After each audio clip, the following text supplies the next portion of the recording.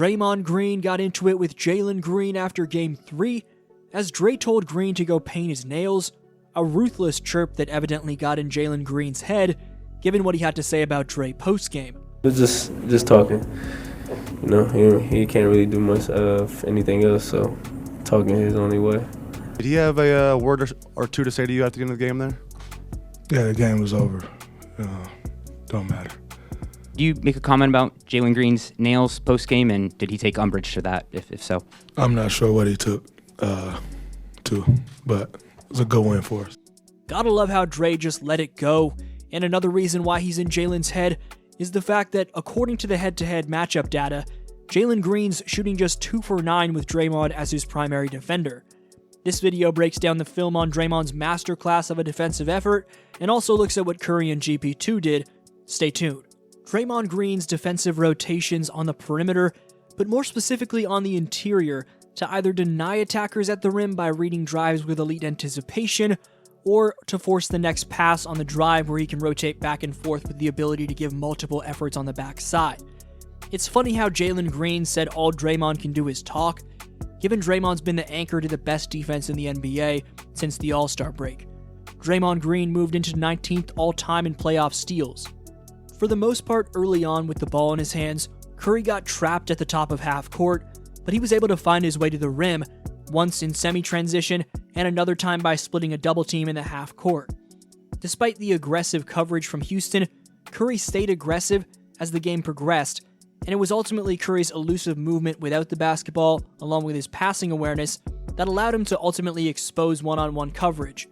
It was also how the Warriors ran offense which allowed Steph to get open, as here, Coach Steve Kerr runs a weak side pin down for Curry, and Steph's able to receive a clean catch and create a shot in the mid-range.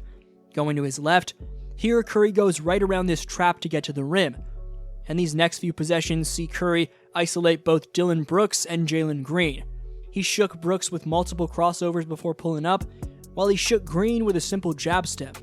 As said by @30GotNext on Twitter, this is going to go down as one of Steph's most impressive performances, given the team was a negative with him off the court, his co-star was out, his team was down 13 in the second quarter against the second seed, and he dropped 36, 7, and 9 to go along with 2 blocks on 68% true shooting to give Golden State a 2-1 series lead. Stephen moved into the top 10 on the all-time playoff scoring list, but what Stephen Curry's done defensively is just as impressive as what he's done on the offensive end in the playoffs so far. Steph is currently holding Rockets players to 36.4% shooting from the field and 29.4% shooting from distance in this series. Next to Buddy Hield off the bench, Gary Payton II was key in winning the Warriors Game 3 without Jimmy Butler in what was a fantastic effort that showcased how good this Warriors team truly is. With his ability to extend for layups to get space, combined with his finesse to finish said layups, GP2 was able to be most responsible for relieving the pressure from Stephen. How GP2 was constantly slipping to the hoop in timely fashion made it so the Rockets were unable to put a double team on Steph, which eventually loosened up the Rockets' coverage so much to the point where, as I mentioned before, Curry was getting one-on-one looks. Back in Game 2, an outing where Jimmy Butler went down and Brandon Podziemski was in and out of the lineup, Jalen Green had 38 points to lead Houston to a W, and was rubbing it in. In Game 3, the Warriors pressured the ball more and funneled Green into heavy traffic around the basket, leading to Green scoring just 9 points. Just as crucially, Stephen Curry clapped back after Jalen was talking trash in Game 2, allowing the shorthanded Dubs to pull through, as I talked about in my last video.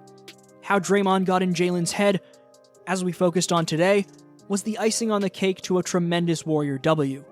This was your boy DFlow, and I'll see you next video.